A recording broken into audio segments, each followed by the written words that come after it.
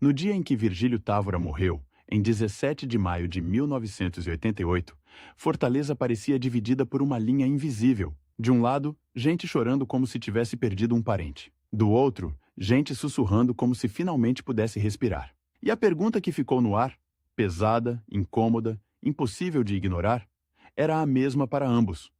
Como é que um homem pode ser lembrado, ao mesmo tempo como construtor de caminhos, e como peça de um regime que fechou portas? Agora imagine o contraste que abre esta história.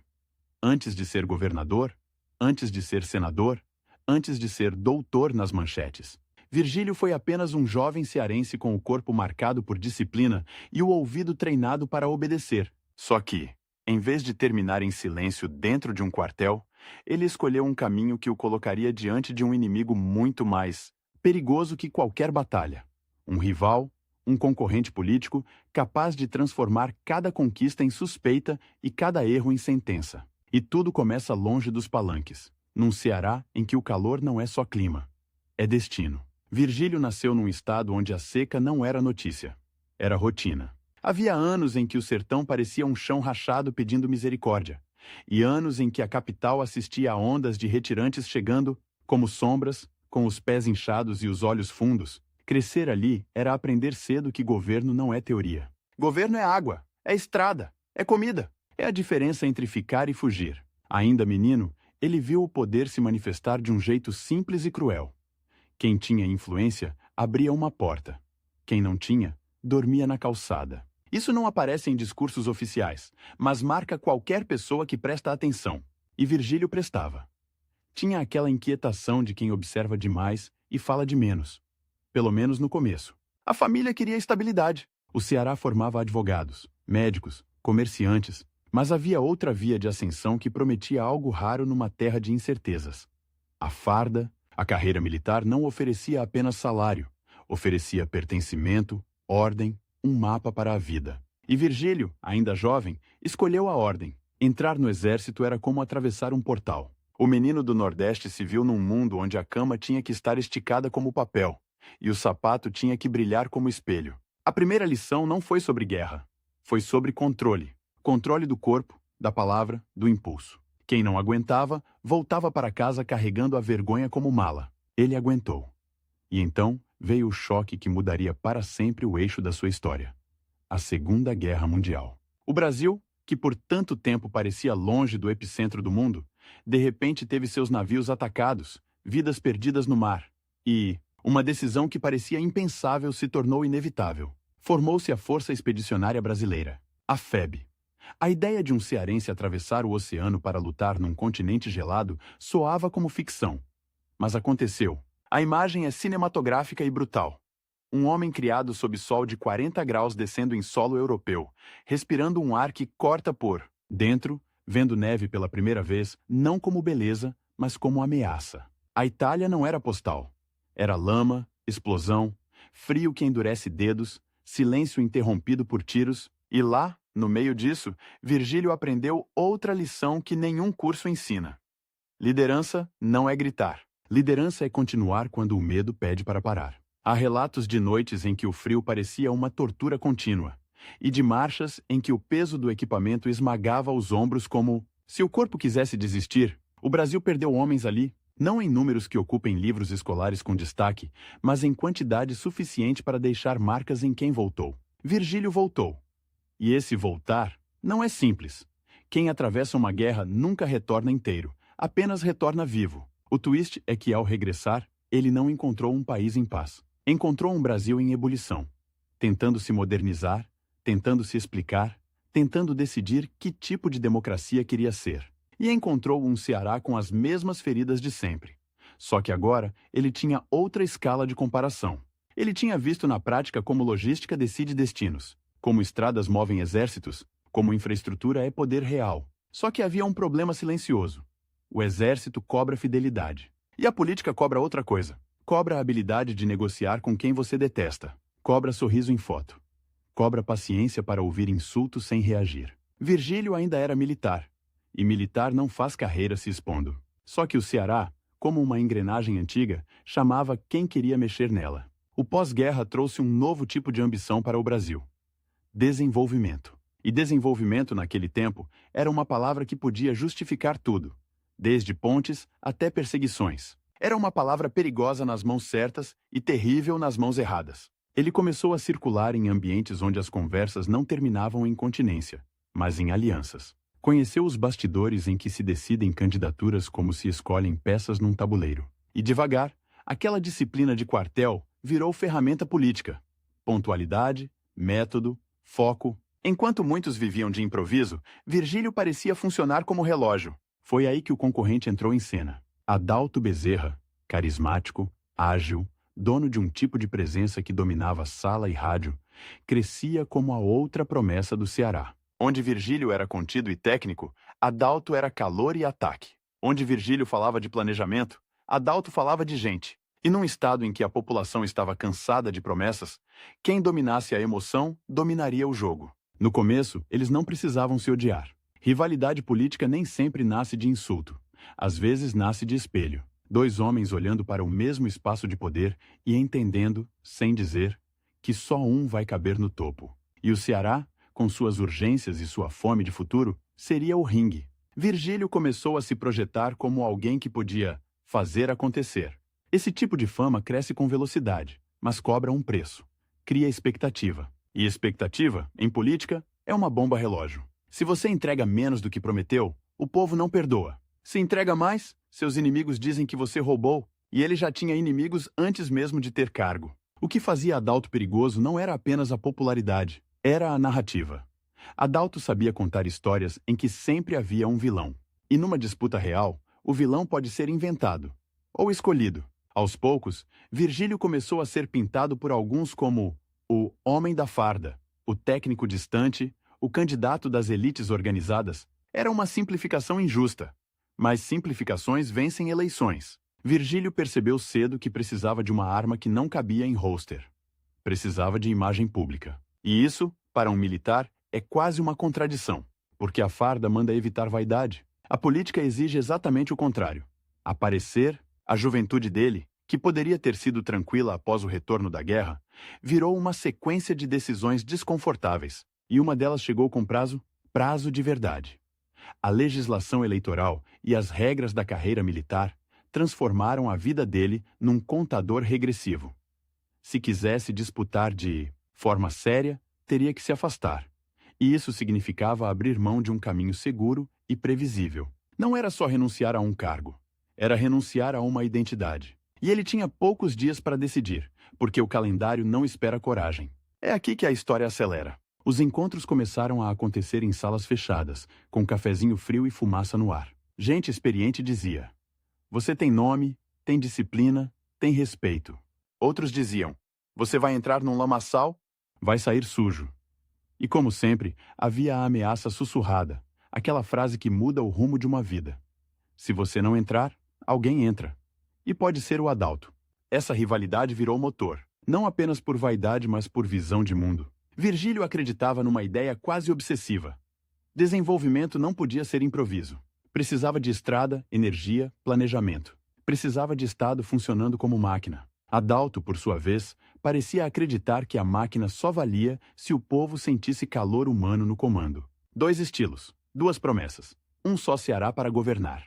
E quando um homem decide trocar o quartel pelo palanque, ele troca também o tipo de risco. Na guerra, o perigo é físico e imediato. Na política, o perigo é invisível, cotidiano e persistente. Um boato pode ser mais mortal que uma bala. Uma foto fora de contexto pode destruir uma biografia inteira. Virgílio começou a sentir isso na pele. A imprensa, os adversários, os aliados, todo mundo queria arrancar dele uma definição. Quem era Virgílio Távora? Um militar tentando mandar na política? Um moderado tentando conciliar extremos? Um futuro governador?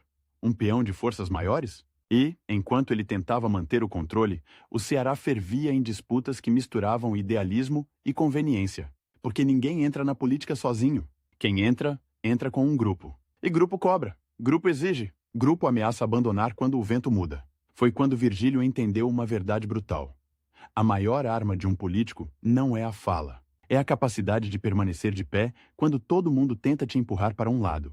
Na contagem regressiva dos dias, ele encarou uma pergunta íntima, quase insuportável.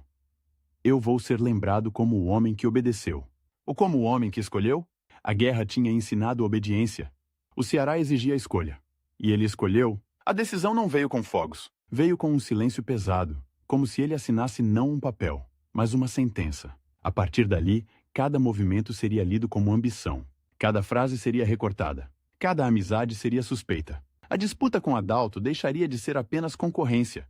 Viraria uma batalha por narrativa. Nos primeiros passos rumo à vida pública, Virgílio se apresentou como alguém que queria fazer o Estado caber no futuro. Só que futuro, naquele Brasil, era uma palavra em disputa. E o relógio continuava correndo, porque a política não deu tempo para ele aprender devagar. O país já começava a se polarizar, os bastidores já se armavam, e a pergunta que ninguém dizia em voz alta começava a rondar como abutre. Até onde um homem moderado consegue ir quando o ambiente ao redor se radicaliza? Virgílio não tinha como saber que, anos depois, essa mesma moderação seria vista por uns como virtude e por outros como culpa. Mas ele já sentia o peso do caminho. E do outro lado, Adalto crescia, sorrindo, acenando, ocupando espaço como se fosse inevitável. O Ceará estava prestes a assistir ao choque entre dois destinos. E Virgílio, que já tinha enfrentado o inverno de uma guerra, agora pisaria num terreno mais traiçoeiro. O calor de uma disputa em 1200 e que o tempo não perdoa. Os aliados mudam de rosto e a vitória sempre cobra algo em troca. Na política do Ceará, às vezes a vitória não chega com fogos. Chega com um telefonema no meio da noite e uma frase que corta como lâmina. Ou você assume, ou você desaparece. Virgílio Távora aprendeu isso do jeito mais cruel, porque o poder que ele perseguia não era um trono estável. Era uma cadeira em cima de um vulcão. E do outro lado do ringue, com o sorriso pronto e o faro de caça, Adalto Bezerra já estava esperando o momento de puxar o tapete. O começo dos anos 60 tinha cheiro de gasolina, poeira e promessa. Fortaleza crescia, mas o interior ainda era o mesmo retrato duro. Açude baixo, roça fraca, famílias indo embora com a vida em trouxa. Na capital, os debates pareciam sofisticados. No sertão, a conversa era simples. Vai ter água? Foi nesse contraste que Virgílio entrou de vez no jogo. Ele não tinha o carisma de palanque fácil que Adalto exibia, nem o talento de transformar qualquer encontro numa festa. O que ele tinha era outra coisa. A convicção teimosa de que o Estado precisava funcionar como obra, com projeto, cronograma e execução. Só que obra não ganha a eleição sozinha. Ele precisava de máquina política, precisava de alianças, precisava do tipo de gente que gosta de mandar sem aparecer. E, principalmente, precisava sobreviver à batalha da narrativa. O militar técnico contra o político do povo, Adalto sabia explorar isso com precisão cirúrgica. Onde Virgílio falava em planejamento, Adalto respondia com uma história de família humilde, uma mão no ombro, eu conheço o sofrimento de vocês. E cada frase dessas abria um buraco na imagem do rival. A candidatura ao governo do Ceará virou uma corrida contra o tempo, porque o calendário eleitoral não perdoa indecisos e o partido não espera os idealistas. Virgílio tinha semanas, não meses, para costurar apoios em municípios onde cada voto vinha com preço. Um compromisso aqui, uma promessa. Ali, uma nomeação futura sussurrada como senha. Ele aceitava menos do que pediam, mas aceitava, porque se não aceitasse, alguém aceitaria. E esse alguém podia ser Adalto. Os comícios daquela campanha eram quase cenas de guerra, só que sem fuzil. Caminhões virando palanque, refletores improvisados atraindo, mariposas, alto-falantes estourando a voz. Gente em pé por horas sob calor grosso, esperando uma frase que valesse a noite. Virgílio, disciplinado, não improvisava demais. Falava com a calma de quem tenta convencer pela lógica. E ainda assim, havia momentos em que o Ceará parecia prendê-lo pelo colarinho e exigir emoção. Em um desses comícios, depois de ouvir um agricultor dizer que a seca não espera plano, ele entendeu que precisava traduzir técnica em urgência. Não bastava prometer estrada. Era preciso prometer que a estrada salvaria a gente. Quando veio a vitória, ela não foi um ponto final. Foi a porta de entrada para um labirinto. A posse, em 1963, teve foto oficial, sorriso de ocasião e gravata apertada. Mas por trás da formalidade, o Estado era um paciente febril. As contas apertadas, a estrutura administrativa velha, a pressão por resultados imediatos, e um novo detalhe complicava tudo. Brasília estava em chamas políticas. O país inteiro rangia. Reformas de base, greves, medo de comunismo, medo de golpe, medo do medo. E o Ceará não era ilha. Era parte do terremoto. Virgílio assumiu com um plano na cabeça e uma sombra nas costas.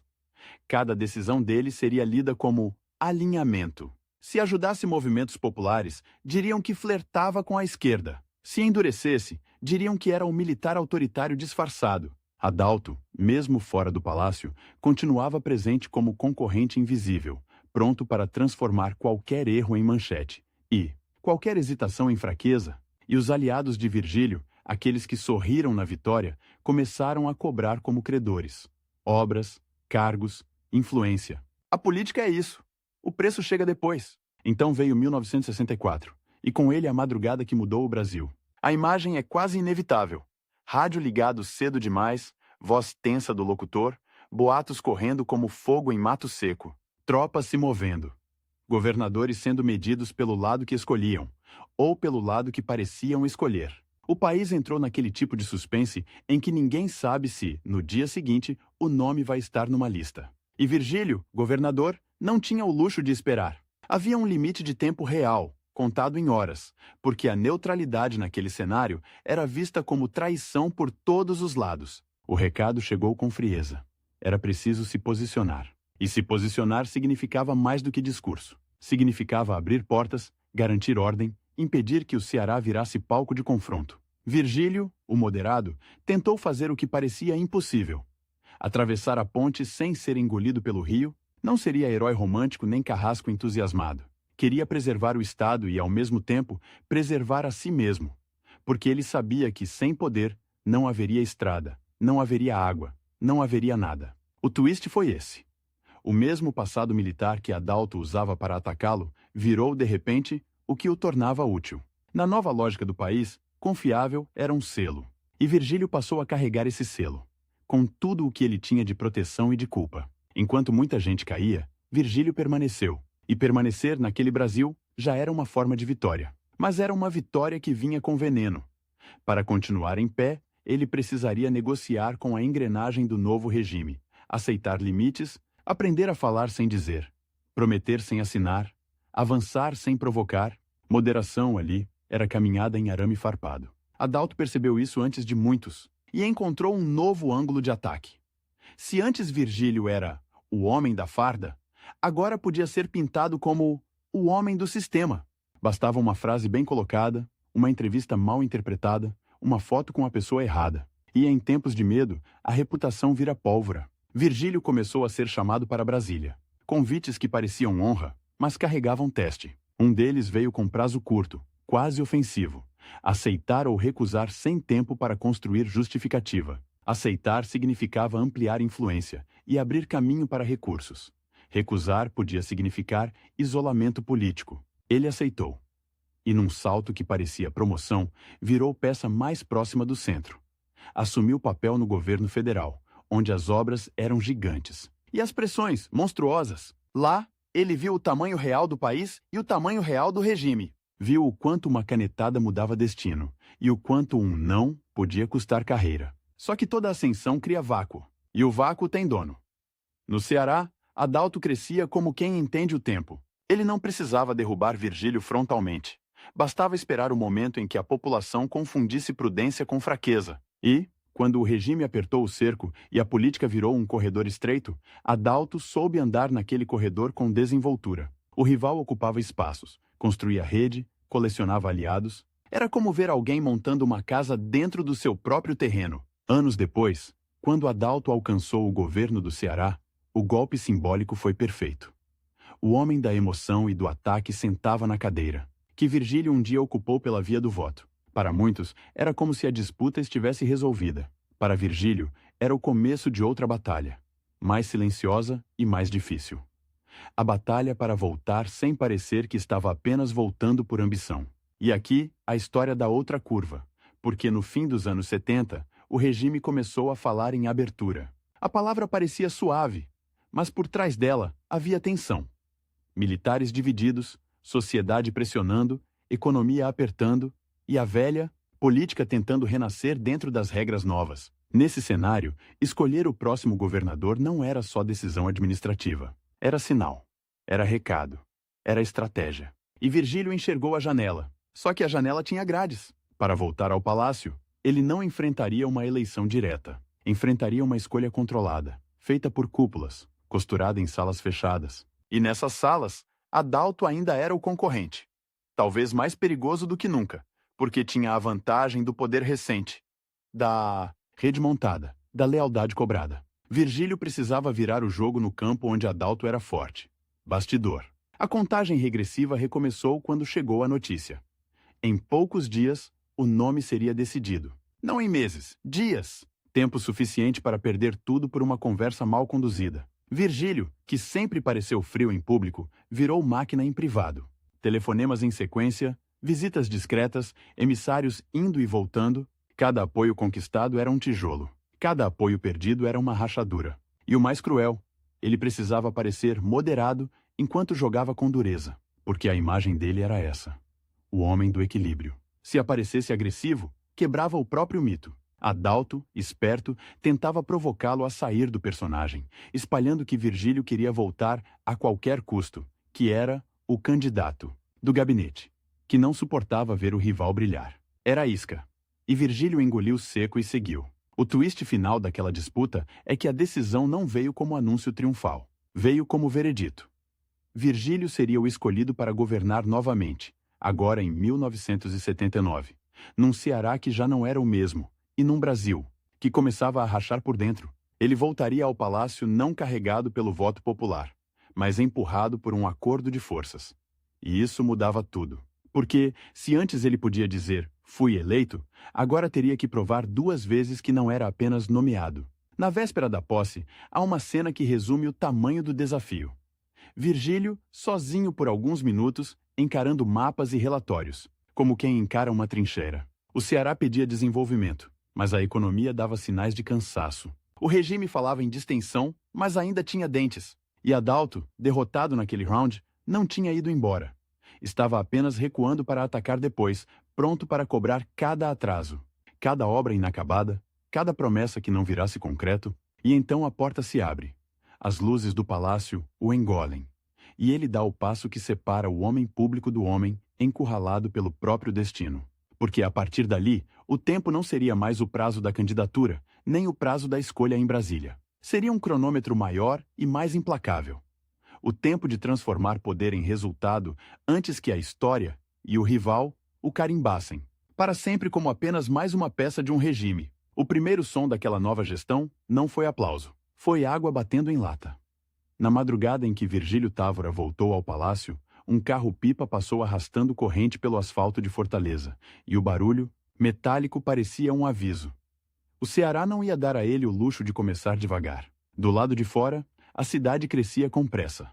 Do lado de dentro, os relatórios mostravam um estado com artérias entupidas.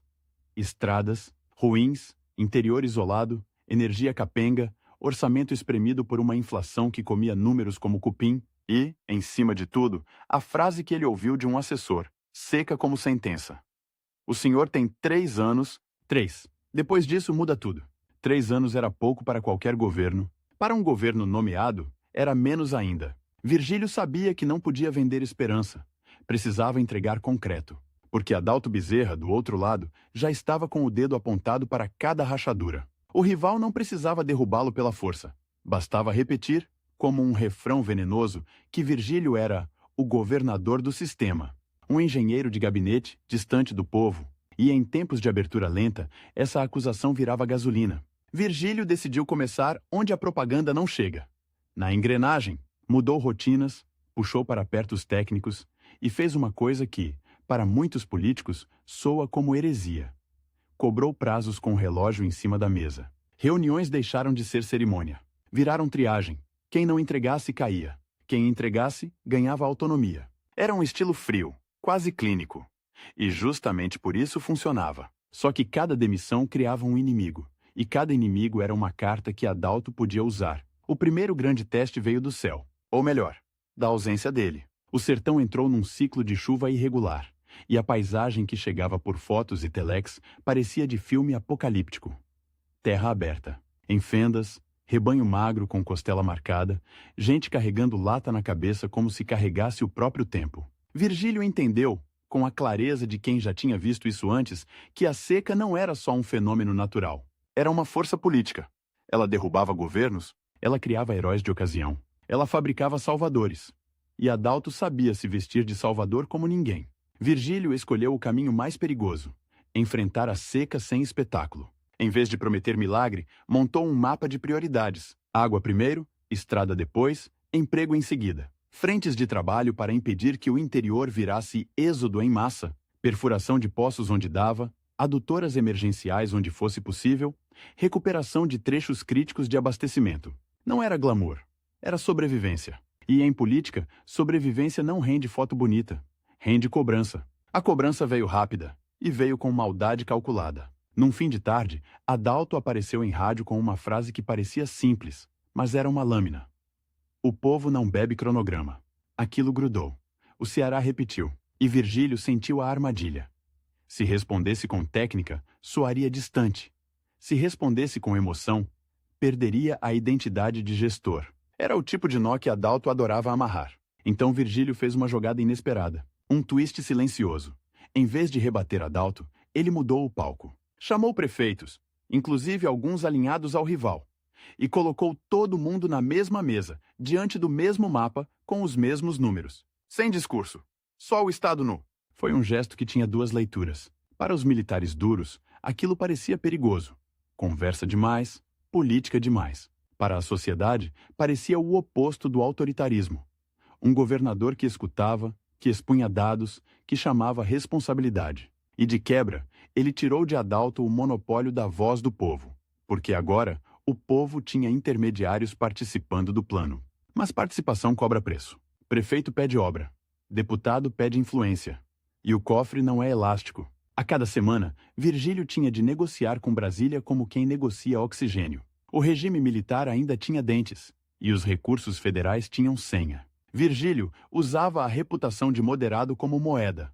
Não era incendiário, não era aventureiro. Era previsível. Era confiável. Essa palavra, no Brasil daquele tempo, abria portas. E também marcava a testa. Adalto explorava isso com crueldade. Confiável para quem? A pergunta doía porque era boa. Enquanto o rival atacava no discurso, Virgílio atacava no território. Estradas estaduais começaram a receber asfalto, onde antes havia só poeira e pedra solta. E as estradas, no Ceará, não são apenas caminhos. São linhas de vida. Um caminhão com alimentos passa ou não passa. Um doente chega ou não chega. Uma indústria se instala ou desiste. Virgílio falava pouco sobre isso, mas enxergava a cena que realmente importava.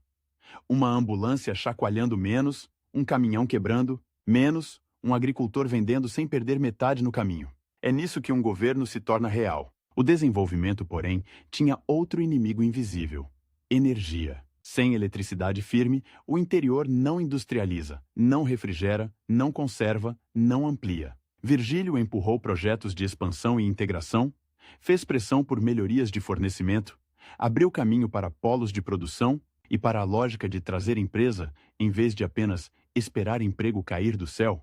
Era um Ceará tentando sair do ciclo de depender só do céu e da roça. Só que trazer empresa num país com inflação é como construir casa em areia movediça. Você coloca o tijolo e, quando olha de novo, o preço mudou. O investimento recua. O banco endurece. O empresário hesita. E a oposição aponta: cadê? Adalto sentia o cheiro da hesitação e soprava o medo como vento em brasa. Foi aí que Virgílio apostou numa combinação que, para muitos, parecia contraditória: austeridade administrativa com agressividade em obras estruturantes. Cortava excessos, enquadrava despesas, mas não parava o que era base. Porque ele sabia que, se entregasse apenas o emergencial, seria engolido pela próxima crise. E a próxima crise sempre vem. Em Fortaleza, o crescimento urbano começava a mostrar sua face mais cruel. Bairros inchando, saneamento insuficiente, gente demais para uma infraestrutura pensada para menos. A cidade tinha pontos em que o esgoto virava paisagem, e a paisagem virava doença. Virgílio empurrou projetos de melhoria urbana, ampliou serviços, reorganizou frentes de atendimento, tentando impedir que a capital virasse vitrine do fracasso. E cada melhoria tinha um efeito colateral político. Quanto mais você conserta, mais aparece o que estava quebrado. Adalto aproveitou essa lógica com um golpe de comunicação. Passou a visitar áreas críticas com câmera e gente, mostrando o que ainda faltava. Não mentia. Só escolhia o ângulo. E ângulo, em política, é metade da verdade. A tensão subiu quando a abertura política começou a acelerar. Mais vozes na rua, mais cobrança por participação, mais gente chamando o governo de transição, como se isso diminuísse a obrigação de entregar resultado. Virgílio, que não era um tribuno inflamado, entendeu que precisava falar sem parecer propaganda. E escolheu um caminho arriscado. Aproximar-se da ideia de mudança sem romper com a estrutura que ainda mandava. Moderação, de novo, como corda bamba. Numa noite em que a pressão parecia grande demais, ele recebeu um recado que mudava o clima do palácio. Não era ameaça explícita, mas tinha gosto de aviso. Alguns setores queriam mais firmeza, menos conversa, mais controle. A partir daquele momento, Virgílio não estava só disputando o Estado com Adalto. Estava disputando o próprio espaço de manobra com forças que não apareciam em comício. Era como jogar xadrez enquanto alguém, invisível, move peças do tabuleiro. E o relógio seguia. 3 anos. Menos agora. A resposta de Virgílio foi outra guinada. Se o cerco apertava na política, ele entregaria números. Começou a tratar cada grande obra como prova de vida. Reuniões viraram painéis de controle. Cobrança por etapas, por medições, por entrega. Ele sabia que, no fim, o povo não discute decreto. Discute se a estrada existe, se a água chega, se o emprego aparece. E quando a obra aparece, o discurso do rival perde oxigênio. Mas Adalto era especialista em criar crise onde havia fresta. E a fresta veio num detalhe que parece pequeno, até virar explosão. Uma licitação contestada, um boato de favorecimento, ouvi dizer que corre mais rápido do que documento. Em poucas horas, a história já tinha sido repetida tanto que parecia fato. Era o método, não provar, apenas grudar. Se Virgílio deixasse, o rótulo de governador do sistema viraria governador da máquina. Virgílio fez algo incomum para aquele tempo. Abriu o processo, expôs etapas, colocou gente técnica para explicar. Não era espetáculo, era defesa com método. E funcionou. Não porque todo mundo entendeu, mas porque muita gente percebeu que havia ali uma diferença rara. Alguém tentando responder, com transparência dentro de um regime que adorava a opacidade. Foi um golpe contra o próprio estereótipo. A rivalidade então mudou de nível. Adalto passou a atacar não só resultados, mas intenção. Ele quer parecer moderno para ficar na história. E sem perceber, entregou a Virgílio uma oportunidade, porque o medo secreto de Virgílio era justamente esse: terminar carimbado como peça de um período. Adalto, ao acusá-lo, revelou o ponto fraco. E Virgílio transformou o ponto fraco em missão. Ele começou a agir como quem escreve no tempo curto uma assinatura longa: incentivos para dinamizar a economia, atração de investimentos, reorganização de estruturas estaduais, expansão de serviços essenciais. E, principalmente, a tentativa de integrar interior e capital de um jeito que o Ceará nunca conseguiu plenamente. Reduzir distâncias reais, não só geográficas. Cada quilômetro pavimentado era menos uma promessa e mais um fato. Cada ligação de energia, cada melhoria de abastecimento, cada obra de mobilidade ou serviço era um tijolo numa narrativa que não dependia de palanque. E no meio disso, veio o golpe mais cruel. Uma imagem de sertão que voltava como fantasma. Gente de novo na beira da estrada, mala improvisada, criança no colo, olhando para a fortaleza como quem olha para uma última porta. A seca apertava, e com ela apertava a política do desespero. O terreno preferido de quem faz discurso fácil. Adalto começou a circular com ainda mais força, sugerindo que o governo administrava a dor, não resolvia. Virgílio teve uma noite em que o prazo de 3 anos virou algo quase físico. Ele olhou um calendário e percebeu que não era apenas o fim do mandato, era o fim da tolerância. O país mudava, as regras mudavam, e o Ceará não perdoaria um gestor que saísse sem marcas. Ele precisava de uma vitória que não fosse eleitoral, mas histórica. Mostrar que um governador moderado podia, sim, mudar o chão. O último ano virou corrida. Obras aceleradas, negociações apertadas, crises aparadas com a mão sangrando. Em alguns momentos, o governo parecia um canteiro sob tempestade. Caminhões parados por falta de peça, fornecedor pedindo reajuste, equipe estourando de cansaço, oposição soprando qualquer atraso como prova de incompetência. E, ao mesmo tempo, resultados aparecendo em pontos onde antes só havia abandono. O Ceará não virava paraíso, mas começava a ter sinais concretos de Estado que funciona. No fim, o grande twist não foi uma obra específica. Foi a mudança de percepção, O mesmo homem que Adalto tentou prender no rótulo de nomeado do sistema, começou a ser visto por muitos como o governador que, dentro de um período difícil, abriu espaço para o possível e entregou o palpável. Não porque fosse amado, mas porque era reconhecido. E Adalto, percebendo isso, fez o movimento final do confronto. Tentou transformar o futuro em julgamento. O que ele fez foi obrigação. Era a última tentativa de roubar méritos sem negar fatos. Só que fatos têm um peso que discurso não remove tão fácil. Estrada existe ou não existe. Água chega ou não chega. Energia segura ou cai. Quando o cronômetro finalmente se aproximou do zero, Virgílio entendeu que a disputa com Adalto não terminaria ali. Ela só mudaria de forma. Porque a partir do momento em que o Ceará começasse a escolher seus caminhos com mais liberdade, o que ele tinha feito seria usado como arma, tanto por quem quisesse continuar, quanto por quem quisesse romper. E essa é a ironia mais dura do poder. Você constrói para durar, mas o que dura, inevitavelmente, vira campo de batalha para quem vem depois. No dia em que Virgílio Távora saiu do palácio, não foi um carro oficial que fez mais barulho. Foi um relógio minúsculo, invisível, batendo dentro do peito. Ele tinha passado anos brigando contra prazos de obra, contra a seca, contra o atraso, contra o rival que esperava cada tropeço. Mas quando a porta fechou atrás dele, o tempo mudou de rosto. Deixou de ser calendário político e virou corpo. E corpo não negocia. Na rua, o Ceará já ensaiava outra música. A abertura vinha como maré. Às vezes recuava, às vezes avançava de uma vez, derrubando castelos e deixando conchas novas na areia. A política que antes era decidida em gabinetes começou a ser disputada também na voz, no voto, na praça. O velho jogo de bastidores ainda existia, só que agora tinha plateia. E a plateia cobra espetáculo. Virgílio não era homem de espetáculo. A saída do governo não virou um desaparecimento. Virou deslocamento. Ele passou a circular por Brasília e por Fortaleza com a descrição de quem sabe que a frase errada pode virar manchete e a manchete errada pode virar pedra. Em vez do palácio, os corredores, em vez do mapa na mesa, pilhas de papel. E por trás do silêncio, um objetivo: impedir que o Ceará voltasse a se quebrar em dois: capital e interior, promessas e abandono. Só que o rival não tinha saído de cena. Adalto Bezerra continuava ali, com o faro de quem sente o vento antes da tempestade. E ele entendeu uma coisa depressa. Se o Estado ia entrar numa fase em que a memória valia tanto quanto a obra, então a guerra seria pela lembrança. Adalto tratou de plantar uma versão dos fatos como quem planta mandacaru. Resistente, espinhoso, difícil de arrancar. Tudo o que ele fez foi com a máquina a favor. Repetia: "Quero ver fazer com o povo mandando." A frase era simples e cruel. Fazia o passado parecer suspeito e o futuro parecer promessa. Virgílio, que sempre preferiu entregar a discutir, teve de aprender a fazer o que menos gostava: defender legado.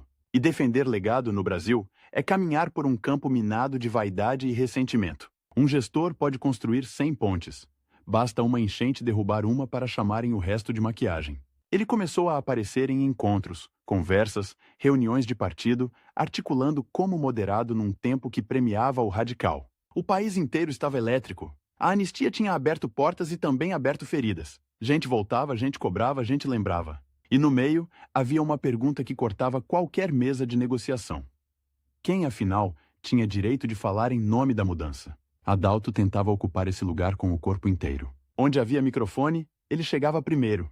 Onde havia câmera, ele sorria antes. Virgílio chegava depois. E fazia diferente. Em vez de prometer, puxava números, citava projetos, falava de prazos como quem fala de responsabilidade. Para alguns era música boa, para outros era frio demais. E a política, quando esquenta, transforma a frieza em defeito. O primeiro grande twist daquele pós-governo foi que Virgílio, o homem acusado de ser do sistema, virou referência justamente para quem queria atravessar a transição sem quebrar o Estado. Porque transição pode ser libertação, mas também pode ser desmonte. Havia gente que confundia mudança com terra arrasada, e Virgílio insistia numa ideia que parecia pouco heróica, mas era vital. O Ceará precisava mudar sem parar de funcionar. Ele aconselhava, costurava, evitava rupturas desnecessárias, e isso irritava os dois extremos. Os que queriam controle duro achavam que ele cedia demais.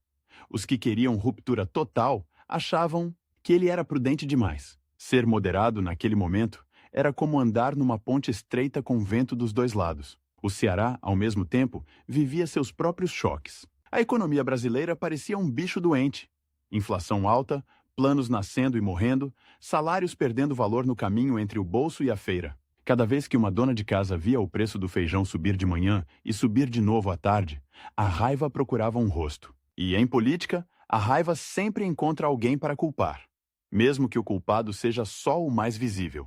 Adalto usava essa raiva como combustível. A tecnocracia não enche panela, ele dizia, e o público entendia. Virgílio tentava puxar a conversa para o que dura. Infraestrutura, água, energia, estrada, bases para investimento. Mas quem está com fome não ouve bases. Ouve agora? A batalha virou. Não era só sobre passado, era sobre linguagem. Quem falasse mais fácil, ganhava a rua. E aí veio a segunda virada. Virgílio percebeu que não bastava ter feito. Era preciso formar quem continuaria fazendo. Ele passou a investir tempo em quadros, em técnicos, em gente nova, não como quem cria seguidores, mas como quem cria continuidade. Era a sua forma de vencer o relógio. Se o tempo político dele diminuía, o tempo das ideias dele precisava aumentar. Só que havia um relógio mais cruel do que qualquer eleição. Em consultas discretas, longe de palanque, começaram a aparecer palavras que nenhum líder gosta de escutar: risco, pressão, limitação. O corpo cobrava o preço de décadas em tensão.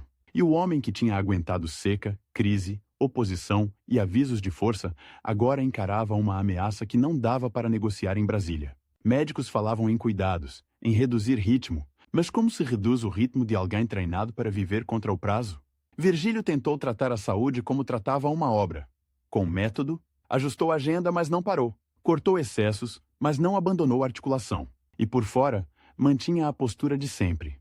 Pouca queixa, muito controle. Só que às vezes, o controle falha numa coisa mínima, quase cinematográfica. A mão treme ao assinar, o fôlego encurta numa escada, o olhar demora um segundo a mais para focar. Pequenos sinais que, para quem conhece o poder, são gritos. Enquanto isso, o país atravessava 1985 como quem atravessa um corredor cheio de portas batendo. A expectativa de um novo Brasil explodiu. E logo depois, a morte de Tancredo Neves derramou um silêncio pesado sobre a esperança. Foi um choque nacional. E no Ceará, como em todo lugar, a pergunta voltou com força. E agora? A democracia chegava, mas chegava ferida. Virgílio viu ali uma chance e um perigo. Chance de consolidar um caminho institucional. Perigo de o Estado entrar em convulsão política e esquecer o básico. Ele falava com quem tinha influência, empurrava pontes, pedia calma. Não era acomodação, era estratégia. Porque ele sabia. Quando a política vira guerra total, quem perde primeiro é o pobre, que depende do serviço público funcionando no dia seguinte. Adalto, percebendo esse espaço, tentou um golpe de narrativa. Pintou Virgílio como um homem do meio. E o meio, em tempos de paixão, vira sinônimo de covardia. Ele quer conciliar com todo mundo, insinuava. E quem concilia demais acaba não defendendo ninguém. Era uma acusação venenosa porque parecia moral. Virgílio respondeu com um gesto que pouca gente viu, mas que mudou muito. Em vez de entrar no ringue do microfone, ele entrou no ringue do projeto. Começou a articular nos bastidores para que o Ceará não perdesse capacidade de planejamento no novo ciclo. Onde havia risco de desmonte, ele defendia instituições. Onde havia risco de aparelhamento, ele defendia critérios. Era um trabalho sem aplauso. Exatamente o tipo de trabalho que sustenta um Estado quando os holofotes vão embora. E, ironicamente, isso deu a Adalto um novo ângulo de ataque. Ele governa sem estar no governo. O rival falava como se fosse denúncia, mas para muita gente cansada de caos, soava como elogio. A rivalidade, então, mudou de forma mais uma vez. Não era mais Virgílio contra Adalto por um cargo. Era Virgílio contra Adalto por uma ideia de Ceará. Um Ceará de continuidade técnica versus um Ceará de virada política. E, em certos momentos, parecia que o Estado inteiro estava preso entre dois impulsos: a sede de novidade e o medo de perder o chão. O terceiro twist veio como coisa de destino. Quando Adalto voltou a ocupar o centro do poder no Ceará, já em tempos de eleição e vitrine democrática, a régua ficou implacável. Porque, se antes ele podia bater no governador nomeado, agora era ele que precisava entregar. E entregar é sempre mais difícil do que acusar. A memória coletiva começou a fazer um movimento curioso. Aquilo que parecia obrigação no governo de Virgílio passou a ser lembrado, como falta quando não avançava no mesmo ritmo. Virgílio acompanhava de perto, com o cuidado de quem sabe que qualquer frase pode virar dinamite. Ele não precisava ver o rival fracassar, precisava ver o Ceará não voltar atrás. Às vezes, defendia o que era razoável, mesmo vindo de adversários, e essa postura confundia os que queriam briga permanente. Só que ali estava a essência do seu estilo. Moderado não por indecisão, mas por cálculo de longo prazo. O relógio do corpo, no entanto, apertava. Há uma imagem que resume bem esse período final. Um homem sentado num gabinete, luz de fim de tarde entrando pela janela, e sobre a mesa 2 objetos que não combinam: papéis de política e uma caixa de remédio. O Ceará cabia nos papéis. A vida cabia na caixa. E entre os dois, uma escolha diária. Ele ainda visitava lugares, ainda aparecia em eventos, ainda conversava com aliados e adversários. Mas quem estava perto percebia. Havia dias em que ele desligava um pouco antes, como se o corpo puxasse o plugue. Mesmo assim, ele insistia.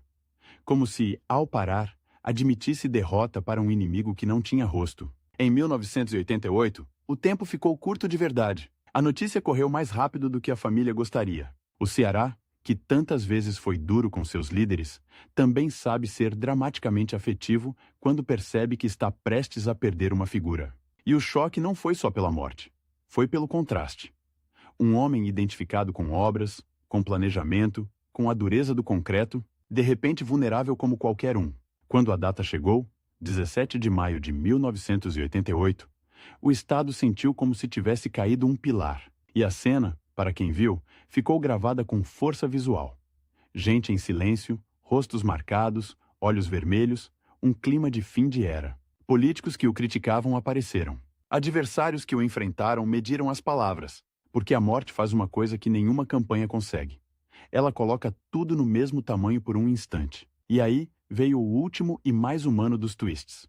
Adalto, o rival que passou anos tentando reduzir Virgílio a rótulos, não conseguiu escapar do peso da ausência. Porque quando alguém morre, a disputa perde o alvo. O que sobra é o que foi feito. E o que foi feito não dá para desdizer com frase de efeito. O legado de Virgílio não foi um milagre. Foi um método. Foi a ideia de que o Ceará podia ser governado com planejamento mesmo em tempos hostis. Que estrada não é fita de inauguração, é circulação, de vida. Que água não é promessa, é dignidade. Que energia não é luxo, é futuro. Que moderação, às vezes, é coragem disfarçada. Ele deixou também um alerta, mesmo sem escrever. Um Estado pode ser destruído mais rápido do que é construído. Bastam poucos anos de vaidade, de improviso, de guerra política. Construir leva décadas. Desfazer leva uma assinatura. E, se existe uma imagem final para guardar, não é a do palácio, nem a do palanque. É a do homem que viveu com prazo na nuca. Primeiro, o prazo do mandato. Depois, o prazo do corpo. E mesmo assim, escolheu construir algo que tentasse durar além dele. Porque no fim, a verdadeira rivalidade não era com Adalto. Era com o tempo. E contra o tempo ninguém vence para sempre. Mas alguns conseguem, pelo menos, deixar o chão mais firme para quem vem depois.